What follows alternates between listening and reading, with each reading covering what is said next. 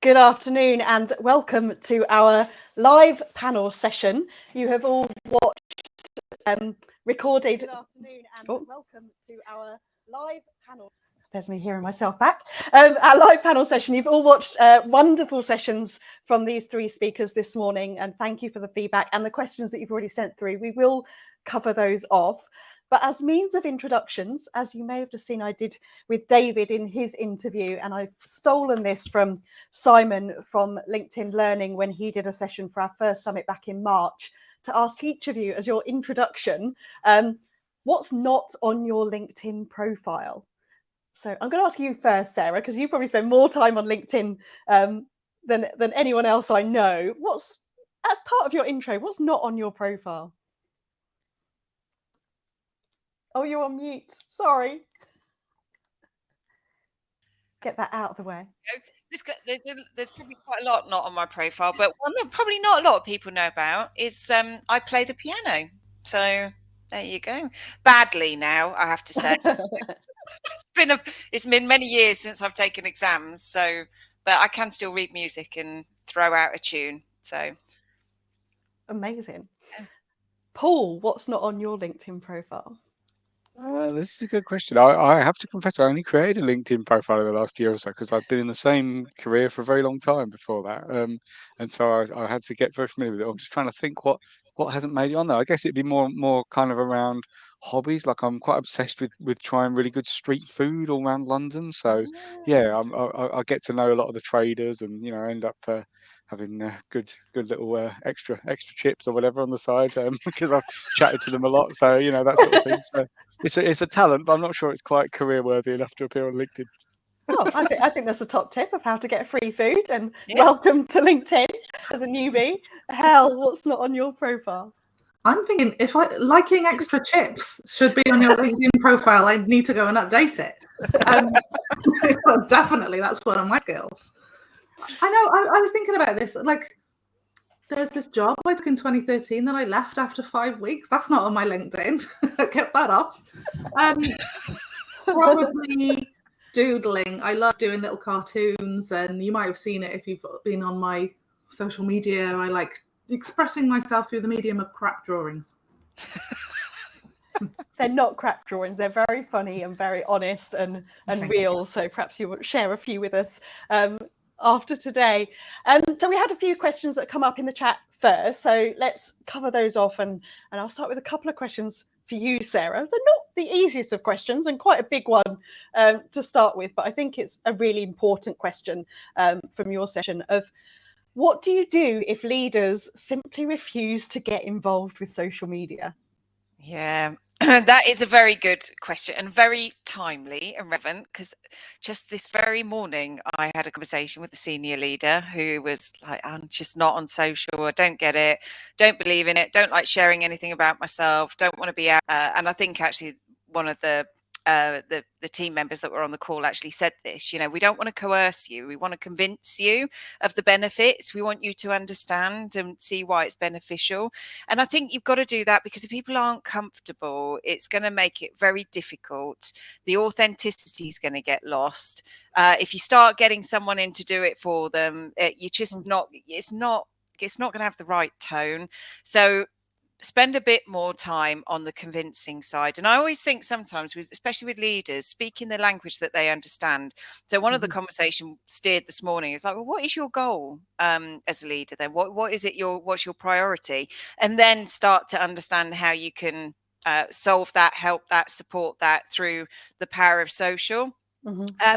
Especially in today's market, the talent, attrition and all of that is quite a priority. So I think that's a key one. The other one as well, because your senior leaders, they tend to be quite competitive. There's a bit of a competitive streak. You wouldn't get into that role if you didn't have some kind of looking what's going on. So showing peer roles in other companies, maybe in competitor companies. It's like the people of your role level are doing this. And there are lots of books out there. I know I can see Damien's here, The Social CEO, brilliant book, and I know we're going to give that book away today. Yep. So but there are some amazing examples in there of leaders who have done this. So and they explain the value. It's not about coercing them and pushing them. It's about convincing them and showing them what the capability is. So not if they flat refuse, it's not going to be easy, but keep going. Don't give up. Yeah. And one of the reasons that I recommend The Social CEO, it's a great book. It's got multiple authors. Sarah, you've written one chapter in there, but it's one of those books that if you need to convince a leader, read it, perhaps just gently leave it on their desk and let them pick it up as well. Because if they're going to, be that competitive nature, I think they would want to have a read. On the flip side, Sarah, I've actually had a different experience. And, this was obviously a while ago with a leader saying, do you know what? I think you should teach me how to be on Twitter because I think I could be like the Donald Trump of this industry sector. And I said, on that basis, no, I'm not letting you anywhere near it. But it almost feels like there is an extreme of fear, don't want to do it, versus really, really want to do it. And actually, we need to find a happy medium on there. Yeah, and there is, and I always find, it is. There's a lot of people worry because they think it is quite transparent, and you do open yourself up for criticism. And I know we may talk about this a little bit later, but it's better that you hear it than you don't hear it, or it's all happening around the coffee bar that you do from your employees, or it's happening live on Glassdoor, or do you know what I mean? You just, as a leader, you kind of got to get over that and accept that it's good to listen to feedback, so at least you can take action on it. It's not a nasty place to be, and actually once you step into it and you start to do it, you see the amazing benefits. And I think I think leaders should do it. It's incredible. So yeah, and I think it is one of those things that actually you have to let people see it for themselves. It's quite a hard thing to kind of describe. It's kind of saying, this is what a television is and how television works. You can't, you have to watch it and you have to do it. Be there yourself. It's quite hard to explain if you're not in that world. And I do have to just share one thing. Every leader that we work with, or any leader that steps into this, what is incredible is when they first do their first post or they first do something, the amount of interactions and engagements they get from the employees is enormous, right? And I think that's the point where they say, whoa, okay, I think I understand why I needed to be here now. And my answer always is, yeah, they were waiting to hear from you. They were waiting, right? So don't give up, because this is what it's about. So I think you're right. They have to experience it to believe it. Yeah. And actually that's a really good point, isn't it? That whole kind of internal comms importance of that. Hel, you must have seen this working in public sector and leaders getting them involved. Oh yeah. I mean, you'll get the people who are like, oh, Twitter is just people talking about their breakfast, or like often the root of it is some kind of fear, like you were saying. They're either afraid they just don't know what to do technically, or they're afraid that they don't know what to say, or they don't want to look like a big head. And, that thing, like you say, if they get on there and they show a bit of humanity and suddenly staff are more responsive and like them more and more motivated, because actually, if you do share a bit about your breakfast amongst all the policy stuff, then that's something your staff can actually relate to, because they have breakfast too. And just kind of trying to get across to leaders that the humanity is what gets people behind you. Leadership is literally about getting people behind you, right? So make them like you by being a human. There's a few people kind of agreeing and saying they're facing that challenge. So another question that came through for you, Sarah, and almost, a slightly different angle of have you got examples of benefits that, what's in it for the employee of being more active in supporting the company's social media? How can we convince them that they need to be doing this as well? Yeah, I would step it back from that, because I think quite often marketers will jump into, employees are another channel for getting our content out, and they've got a bigger reach and more engaged networks, and yay, let's push. And I think first, you've got to understand the wider context of activating employees on social media. It's for their benefit as much as it is for the company. And therefore, a healthy mix of content, not just brand content, is the way to go. And I think creating guidelines and giving them the support and helping them build their professional brand is as good for them as it is for the company. Because for the company, it shows that you've got the great talent working for the business that you can be proud of, the best in the market. And look, we're investing in learning and development to support them to build their own brands. And for the employee, it's really good because they get to build their brand, build their connections, learn from their network. You know, this is a learning opportunity, not just a let's build our brand opportunity. And I think a lot of organizations really miss that trick. So much learning happens through the LinkedIn newsfeed. It is not a place for broadcasting. Primarily, it's a place for networking and learning. And I think we miss that trick a little bit. So for me, yes, it's more about the employee building their brand, building their learning, building their presence profile, and forward in their career, and less so much about that. In turn, it'll have an indirect impact on the brand, but it's not the priority. So yeah, we could probably actually talk about this topic for the whole hour, but let's move on, because Paul, you had a couple of you had amazing feedback, and there were so many tips in your session of things that we need to be thinking about when it comes to accessibility. One of the questions was, if we've got an image that's just for decoration and it has no real informative value, you know, it's just one to capture the attention, do we still need to add alt text? Yeah, this is an interesting area, really, because this is a good question, because um, this is what we would call a decorative image. That's the sort of the terminology that we use in accessibility, and it's an image that, yeah, it's not there to convey any information, and that's what we're always thinking about in the accessibility world, is what is this conveying. And in context away from social media, just for a little bit of background, there's a very simple solution to this. You put what's called an alt attribute, which is the way that you apply alt text to images more broadly, on there, but you put it completely empty. And that is the way that you tell assistive technology that, yes, we know there's an image here, we have considered this, we know that it should have alt text, but this one doesn't need it, it's just decorative. So don't even bother communicating that this image exists, and move on. So that's what you do in general terms. Unfortunately, in the world of social media, things are never quite as simple as you want them to be. And I think it's fair to say that most, if not all, of the products don't have a decorative image function. There isn't a way to tell the product that an image you're uploading is decorative. So what happens if you don't set the alt text yourself is that it can go in one of two directions. I believe that Twitter probably still does the worst thing possible, which is to set some alt text, but that alt text is the word image. Now, that fails a number of the tips I gave you earlier.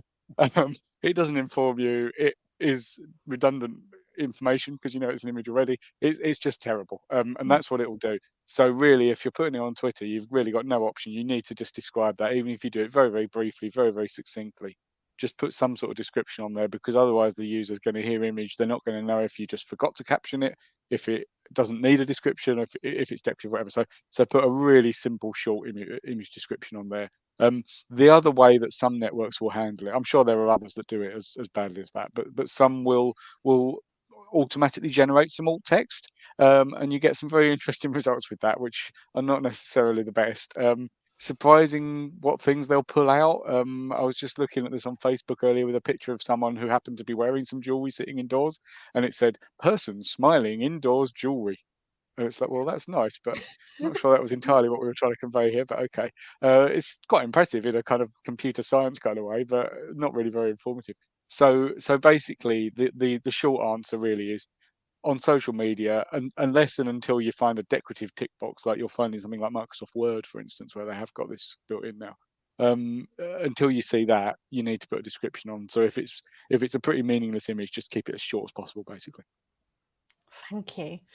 And another question about videos and what to do if your video has already got subtitles on, which is great practice to be doing. Do we then need to switch off the automated captions so that we don't kind of get everything doubled up? This is one of those messy areas, as a lot of this stuff is. I think because all these products have been built without really considering the accessibility, and then it's kind of got bolted on later. You're getting a lot of problems.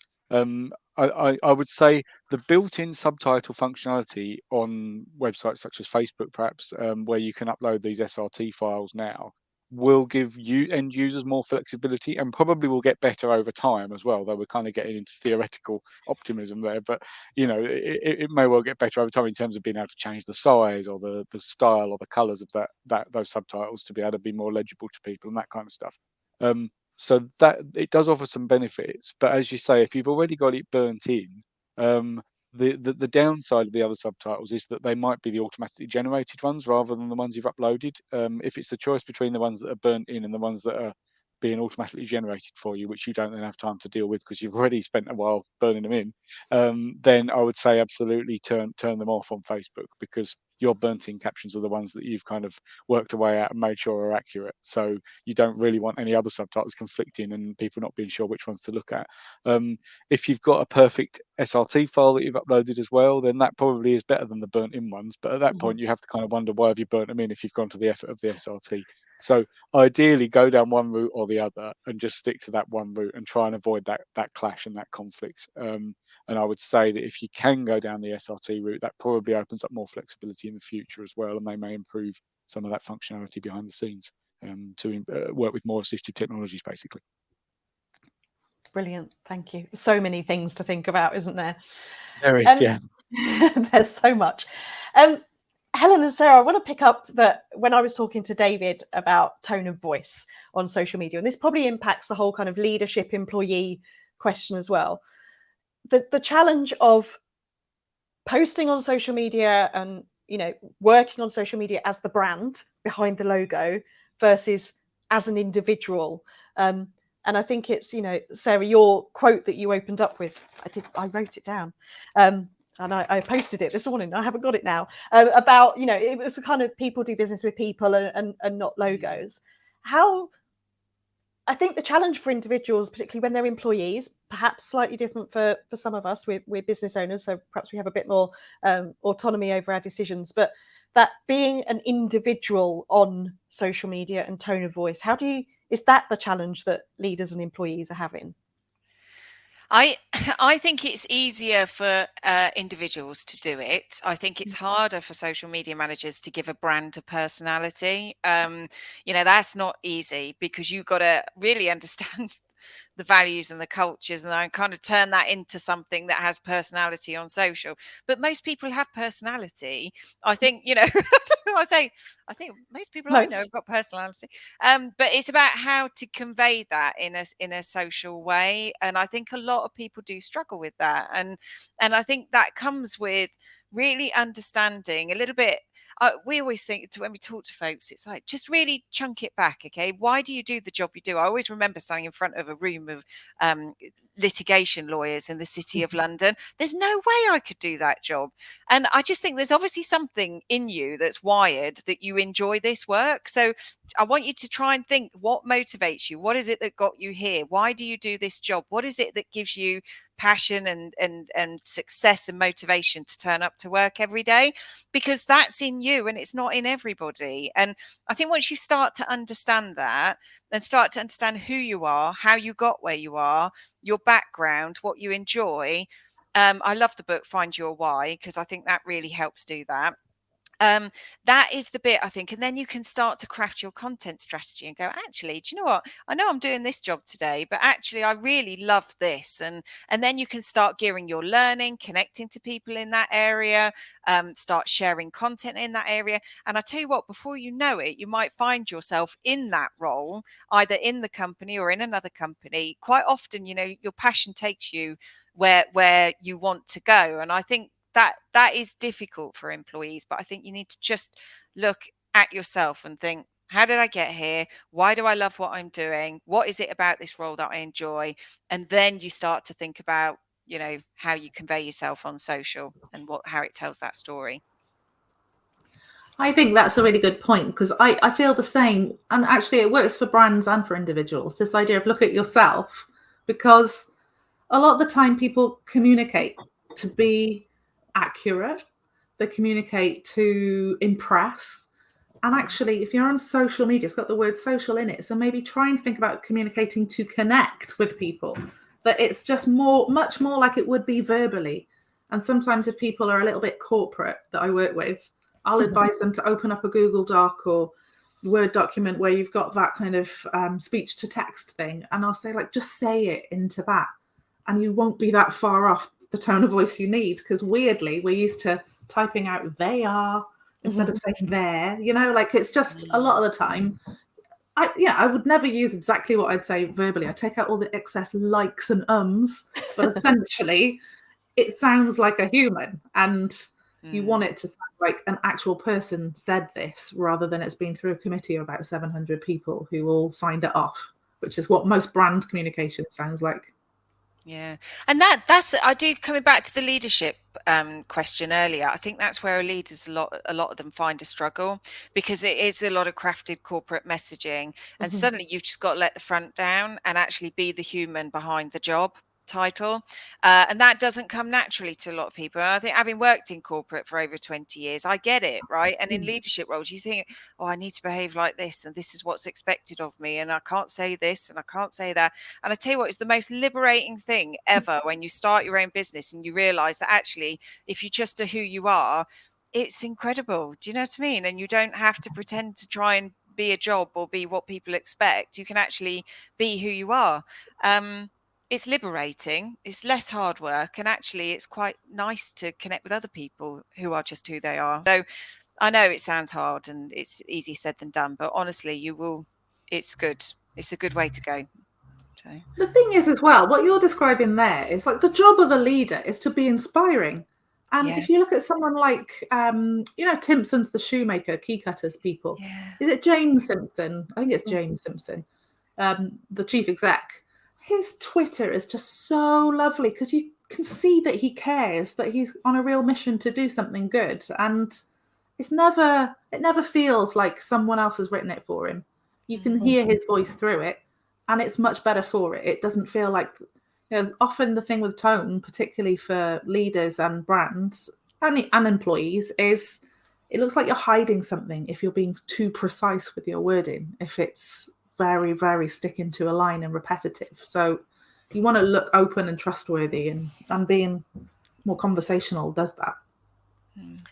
I think that's a really great example, Helen, and it almost comes back to that internal comms piece, doesn't it? Of actually, by the leaders and employees being human, actually you find yourself connecting with the business and going, I want to work for them. They seem like a really great person to work for, or that company seems like, I would fit in there. So actually, it supports the whole kind of talent pipeline acquisition, which many organizations are struggling with right now. Yeah, definitely. I've seen an MD that, he become really active on LinkedIn, and he spent actually most of his time kind of commenting on colleagues' work and saying well done. And do you know what? There was one day that this apprentice, got this kind of congratulations from the MD, and, he was going to go and meet him next time he was at that outlet. And it meant the world to this apprentice and, everyone else in the organization. So there's so many benefits of doing this, isn't it? It's not just about promoting the business and the corporate message. It's about the people and the culture. Yeah. And I always think, oh yeah, go on, Hel. I was going to say, how many times have you gone for a job and thought, this looks like a good job, and then you get in it and it's horrible? Like, you want some information about that organization before you get there, and it will attract the best talent, like you say. Sorry. Yeah. Go on. No, I was going to say, and also it was interesting what you said there, Luan, because I always think that, a leader's activity on social isn't just about being the corporate mouthpiece and posting.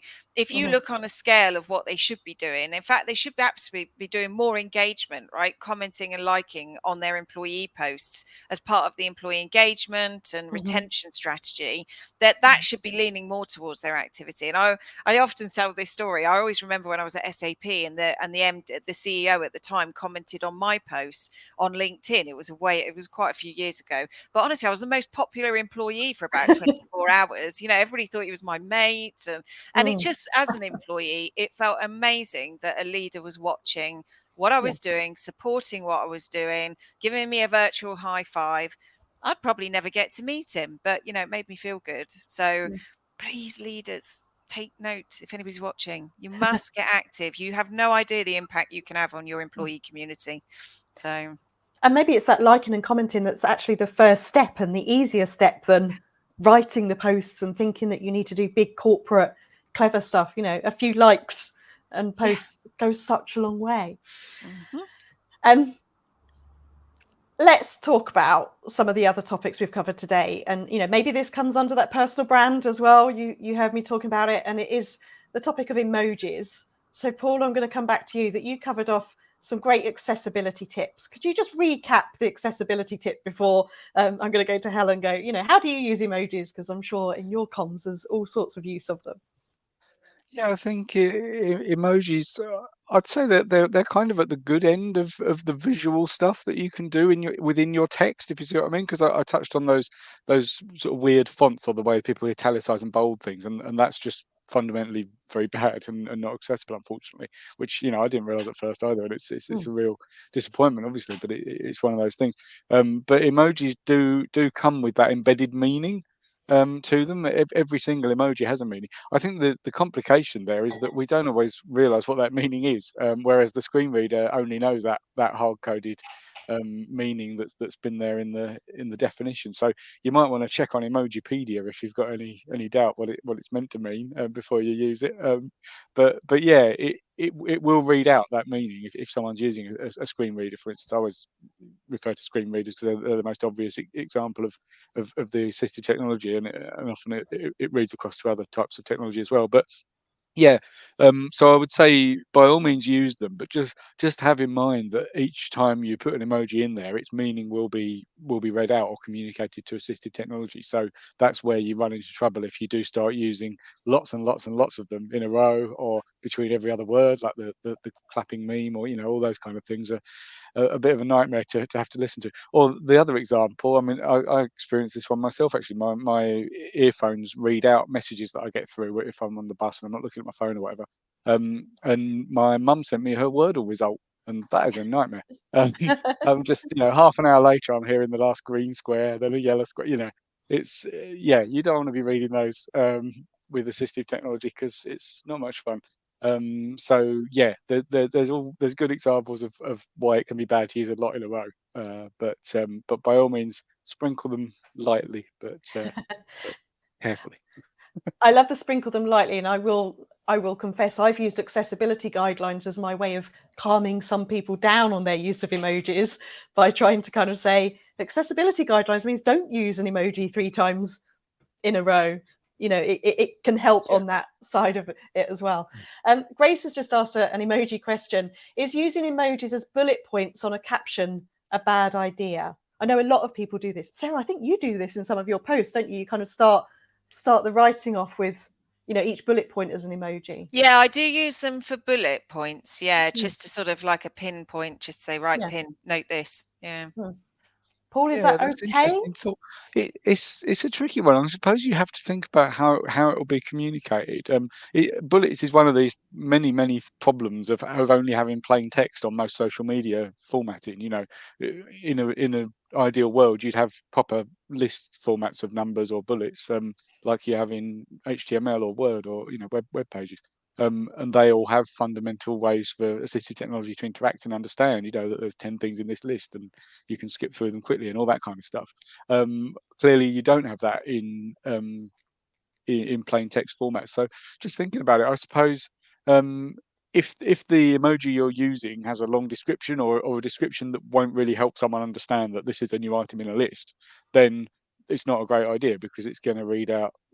I don't know. I've got fountain in my head. That was one in my talk Yeah. earlier, wasn't it? But fountain something something something fountain something something.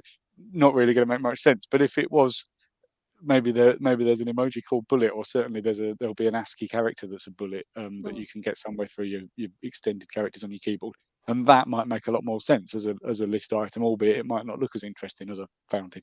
But if you can use something, maybe if it's a list of times and you had a clock or something that meant time at the start, maybe that would be acceptable. Or it's just a matter really of thinking what will be the emoji, what will be the meaning of this emoji, and if that was read out at the start of each of these items, would it make some kind of sense? Would people generally follow it? And if so, that's probably okay, because as you say, you're always trying to strike that balance between how it appears visually and how it reads audibly to the users that can't perceive it visibly. So yeah, so it's all about getting the right balance in the kind of limited functionality that you've got, I suppose, on social media. Yeah. I guess I'm going to take away the action, Paul, to use a screen reader to actually, listen to some of my posts rather than reading them, because I think that will probably be the answer. I've never done it, so maybe that's what we should be doing. It's a great idea. That the two that you'll be most easily accessible to you, depending on your phone. If it's Android, you'll have one called Talkback, and if you've got iPhone or iOS, it's VoiceOver, and you'll find that in the settings. the top tip I would give you, which is what someone gave me on my first week at AbilityNet, and it saved my my sanity somewhat, because if you can't turn these things off quickly, it can very quickly, when you're new to it, it can very quickly disorient you, and you're not sure what's going on with your phone. So you want to find the bit where you set up a shortcut to turn it on and off. And on an iPhone, for instance, I think the shortcut is you hold down both the volume buttons at once for a little while, or is that Android? It's not to hand at the moment, but yeah, you'll get these shortcuts. Oh no, iPhone, it's you triple press your home button if you've still got one, if you're on an older iPhone, or Android, it's 2 volumes at once, and this kind of stuff. And if you find those settings, then at least you know that however deeply buried you might become in a huge paragraph of text full of emojis or whatever, you can always stop it talking at you, which is quite a relief. So look for that setting before you get too deep in. And then the thing you'll find very confusing, I've thoroughly recommend it. It's a great idea, Luan. The thing you'll find really confusing is that you're no longer interacting directly with elements on screen, because the point of the screen reader is that you're not able to see the screen potentially. So what you're doing is you're swiping right on your screen to go forwards and left on your screen to go backwards, and then you're tapping literally anywhere on your screen to activate or tap the thing that's currently got the focus, if that makes sense. So yeah, it's all about swiping forward and back and activating. So you're not interacting directly with the thing on the screen anymore, and you'll see a line around whatever's got the focus at that moment. So that's a little bit of background. Needless to say, AbilityNet do run courses around all this kind of stuff. So if you want a bit more on that, then you know where to look. But yeah, that's that is a really good idea. I think there's nothing like that to get a feel for how your content's coming across than giving it a go. Great advice. Thank you. Hel, your thoughts on these kind of emojis, memes from the comms professionals, particularly in the public sector that you're talking with and training? I mean, I can't improve on anything that Paul's just said. I mean, sprinkle them liberally. I'm not liberally, lightly. I do like spacing up. You know, I'm always advising people to space out their text so that it's not one big chunk of text that you have to read. And sometimes a little bullet emoji can be helpful there. But in general, it's like be mindful of the fact that if you're trying to get a joke across, for instance, and yes, public sector can make jokes, a winky emoji can be quite useful, almost to cover your back, to make sure that those people who maybe wouldn't have read the joke in the text get an extra cue to show that you are being a little bit cheeky. I can think of like an example of this I can't remember which council, it's a Scottish council, but just after Donald Trump had told people to drink bleach to help with COVID symptoms, they put a tweet out that said, don't drink bleach. That's it. That's the tweet. And they might have wanted to put a little winky emoji in there just to show people that, you know, if you don't know what's going on here, it's a joke. Like sometimes an emoji can be an expressive way of using things, but I'm not pro or against them. It's just a case of talented communicators need to communicate well, and sometimes something like that can help with extra information. Yeah, I think what you highlighted to me more than anything, Helen, in your presentation today and the other ones I've seen you do before, is just the importance of looking for examples all the time, looking at what other people are doing and using those examples, whether it's within training or just to kind of create your own style, isn't it? Kind of, you know, I like this one or I don't like that one. And like me, we're probably all looking for examples all the time, but how important is it to be watching what other people are doing and deciding what to do? It's so important. So we've got Comms Creatives Academy, and we obviously do training, but we always ask everyone who comes on our courses to create a little book of inspiration. You know, it can be an email account with their email stuff, so some way of collecting their favorites, because I always think about Gordon Ramsay. He was asked in a Reddit AMA, how do you spot the most talented upcoming chefs? And he didn't say knife skills. He didn't say, you know, anything about something that I would have predicted. He said, I asked them what they like to eat, because taste is one of the most important elements of being good at cooking. And taste is one of the most important elements of communicating. Like if you like certain brands and the way they do things, you can pull out the bits that are relevant and get inspired by the way they do it. But we're all copying each other and we're all taking the best bits, and that's what creativity is. It's all little bits of everything melded together into our own unique style. Sarah, you said it helps to show some leaders examples of what others are doing as part of your work. Yeah, I mean, emojis, we do love an emoji, actually, and internally we use them all the time, because I honestly think that a picture says 1,000 words. You know, your reaction to somebody's comment, we use Teams internally, and I've been one of the few that have been upgraded to these 3D emojis, which to everybody else's annoyance, but it's brilliant, you know, and they're all quite animated and they're quite funny, and yeah, you don't have to say that you've done something wrong. You can just do this, you know, which I use quite. That's in my top 10. Because I'm always getting it wrong. I saw somebody, Abigail said, I used the Easter Bunny one recently. It wasn't Easter recently, was it? It's a few months ago. So, but Time yeah, flies. but I mean, we do, I think, especially with the quite conservative leaders, just getting them to press the like button and do a comment is the first. I think emoji's a bit too far for them. But you can, you know, we've had leaders that have worked through that and now just love them, use them, have got selfie sticks, they're out at their town hall meetings, you know, so they use them, but more in a playful way. But actually, I've really learned today, Paul, from what you've said. I think that's really fascinating what you've mentioned, and it's making me think differently about using them with bullet lists. So thank you for that. So that's okay. Great to hear. Thanks. Good for sort of always learning. One more topic that I wanted to chat through with everyone. We all covered it off in a narrative on our conversations today is TikTok. The perception of it is a bit like the comment you said earlier, Helen, about, you know, Twitter's what you had for breakfast. That's probably the perception that we all heard many years ago. And currently the perception of TikTok is I don't want to dance. How are you tackling the whole TikTok for business questions? Well, I mean, I am absolutely fascinated by TikTok. What I love about what TikTok's doing to brand social media is the creativity that comes from understanding this completely new platform means that we stop this idea of everything being a sale. So even in public sector, it's just like, we've got to share information, share, stick to the program. There's never anything fun. There's never anything that you could say is audience focused. It's all about what the organization wants to tell the audience. And on TikTok, there's so much good stuff. There's people building a profile as being an expert in their area, but doing it in a way that's quick and succinct and actually helpful, and not getting people to click on a link and go to a web page. And you look at all of these other channels that we've got, and it, like marketers and comms people just want everyone to click on a web page. Nobody wants to click on your web page. They came to, you know, TikTok or Twitter or whatever to have a conversation there. So I love that TikTok's helping us to kind of navigate this and create content like we are entertainment companies first and information sharers second.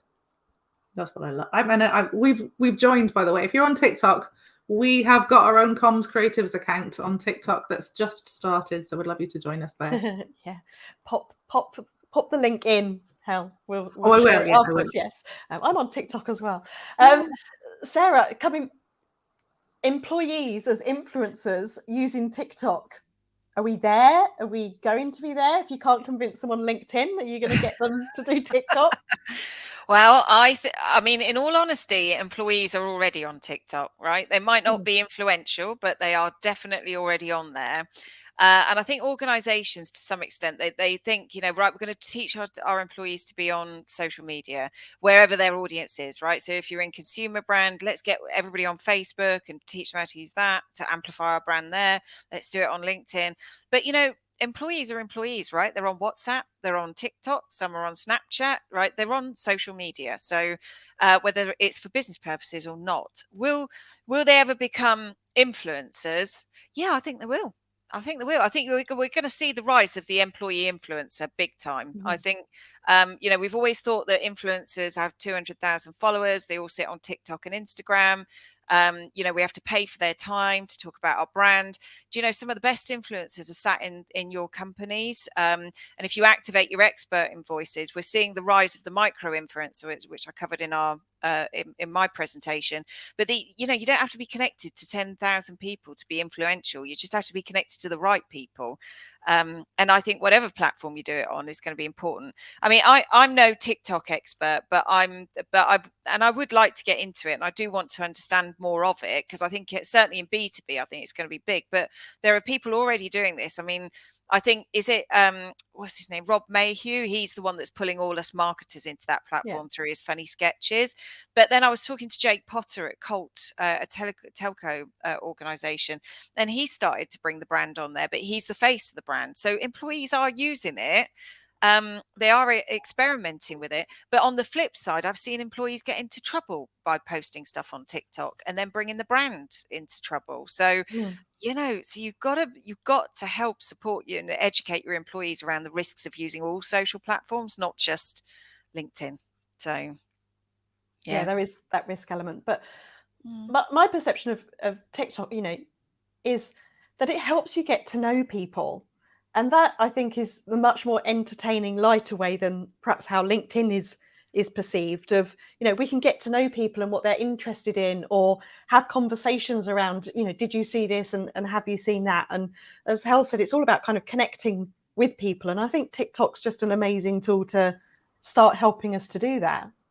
I love it as well on this point around how it can show the real culture of an organisation as well. Because a really good example of this, Jack and Xander from South Yorkshire Fire Service have an incredible TikTok account. So I've got them working on our Comms Creatives one as well. They do this incredible stuff where they'll show, they won't just say we've got a great diversity policy, we accept women in, and they will show it. And they'll do it through videos, like someone will leave a comment and they'll say, yeah, but women aren't strong enough to be firefighters.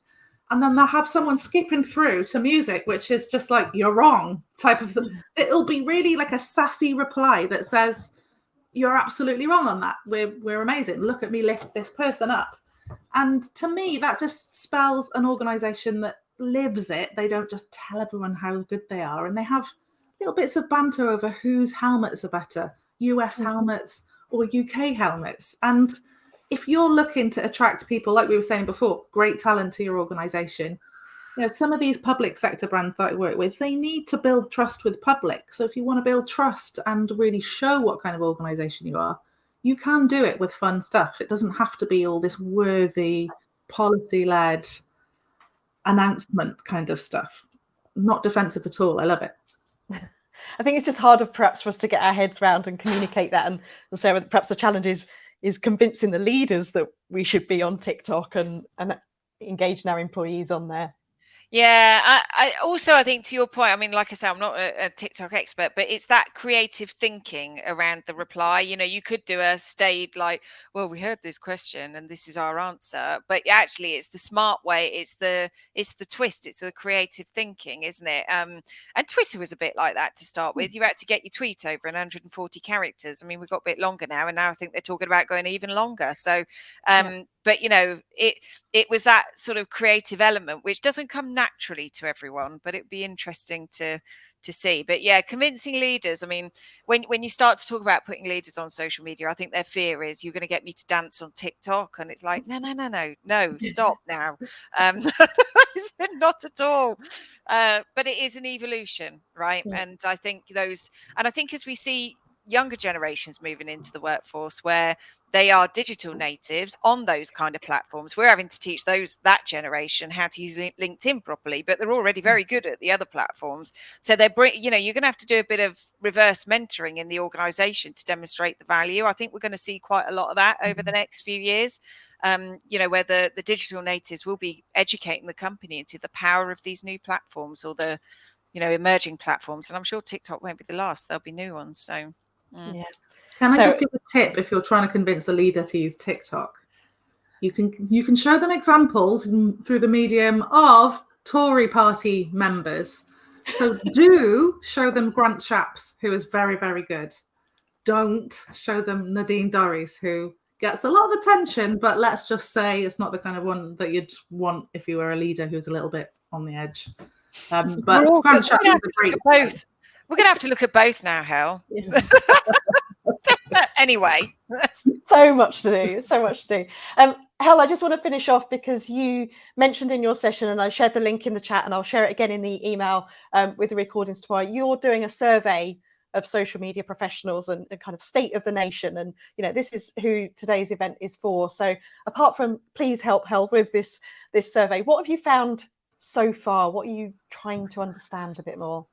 Well, we did it 2 years ago. So we did it just after the first lockdown, just to get a sense of how people are coping and asking those questions that were useful for us, because we put on training. So we always want to put on kind of things that actually solve the problems that people are going through. So in this survey, we've got some questions that ask questions like, when's the last time you created something you were really proud of? So some of those good things that you get as an experience of someone who works in social media, but also some of the bad things. So what's coming back, a lot of people are finding that, yes, there's a lot of stress from dealing with negativity. And I know a lot of the people that we work with in the academy have huge trolling issues, and it can be stressful. But some of the most stressful things are people underestimating their work. So you'll get a boss coming into someone. I can see a few things in some of the responses there. My boss told me that it doesn't really matter, or like my boss is micromanaging and I know what I need to do, but they think they know better. And people kind of, I think a lot of the time our work is so misunderstood that it looks so simple on the front, but actually there's a great deal of skill that goes in behind it. So feeling misunderstood and unrecognized is one of those really big things that seems to be coming through this time. In a slightly in recovery from COVID pandemic times, it seems to be the biggest stresses really are around that sense of getting respect at work and having a leader that is willing to put their trust in a comms and marketing person and let them do what they do best. Brilliant. Thank you. Thank you all once again for recording your sessions, which I know everyone found so much value for, and joining me this afternoon live for this Q&A panel. Really appreciate your time and all of your inputs.